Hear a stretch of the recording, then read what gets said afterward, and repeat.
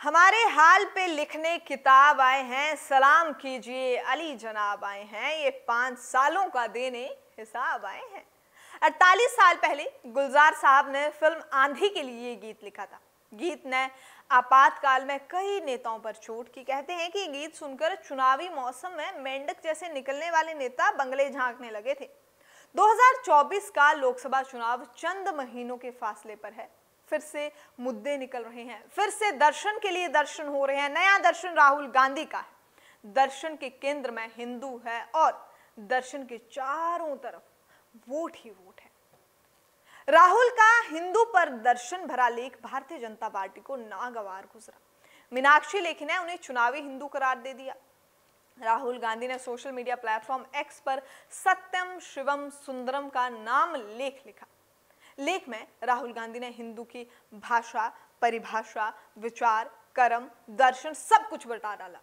सवाल टाइमिंग को लेकर है, होना भी चाहिए, लास्ट में सी बात है। कांग्रेस की पहचान मध्य मार्गीय पार्टी की है, लेकिन राहुल का हिंदू राग विचारात्मक भ्रम का संकेत दे रहा है। 5 राज्यों में विधानसभा चुनाव और लोकसभा चुनाव के ठीक पहले राहुल का हिंदू दर्शन कुछ खास चौंकाता नहीं है। याद कीजिए, चुनाव के वक्त जनेऊ और आचमन पिछले कुछ सालों से कांग्रेस के बड़े नेताओं की पहचान बन गया है।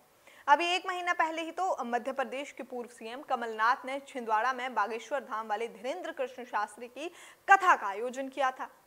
इतना ही नहीं, कमलनाथ ने बाबा धीरेन्द्र कृष्ण शास्त्री की आरती उतारते हुए कहा था कि वो हनुमान भक्त हैं और उन्हें हिंदू होने पर गर्व है।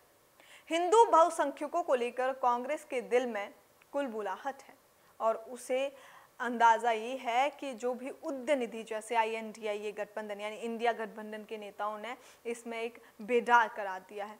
डैमेज कंट्रोल करने के लिए राहुल गांधी का लेख जरूरी था, लेकिन सियासत में सब कुछ वैसा नहीं होता जैसा देखा, समझा या फिर बताया जाता है। कांग्रेस की छवि पिछले 1 दशक में हिंदू विरोध की बन चुकी है। हिंदू विरोधी छवि सामने निकल कर आ चुकी है, जिसमें पलीता लगाने वाले नेता वक्त वक्त पर बयान देते रहते हैं। अभी हाल ही में बयान याद कीजिए ना, जब अजीज कुरैशी जैसे नेता ने कहा था कि कांग्रेस नेता का गंगा नर्मदा की जय बोलना शर्मनाक है और ये डूब मरने वाली बात है।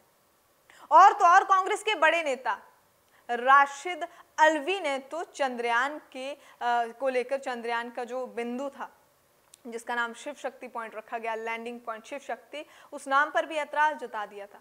50 के दशक में हिंदू कोड बिल पास हुए तब भी कांग्रेस पर हिंदू विरोधी होने का आरोप लगा, लेकिन आजादी के बाद कांग्रेस के सिवा कोई विकल्प नहीं था, लिहाजा तब लोकप्रियता में कमी नहीं आई। 2014 में लोकसभा चुनाव में हार के बाद कांग्रेस के वरिष्ठ नेता और पूर्व केंद्रीय मंत्री AK एंटनी ने कहा था कि छंद धर्मनिरपेक्षता और अल्पसंख्यकों के लिए प्रति झुकाव रखने वाली छवि जो है वो सुधारनी ही होगी। शाहबानो, बाबरी विवाद, मौत का सौदागर बयान, सोनिया की इमाम से मुलाकात कांग्रेस के ऐतिहासिक भूलों में से एक रही है।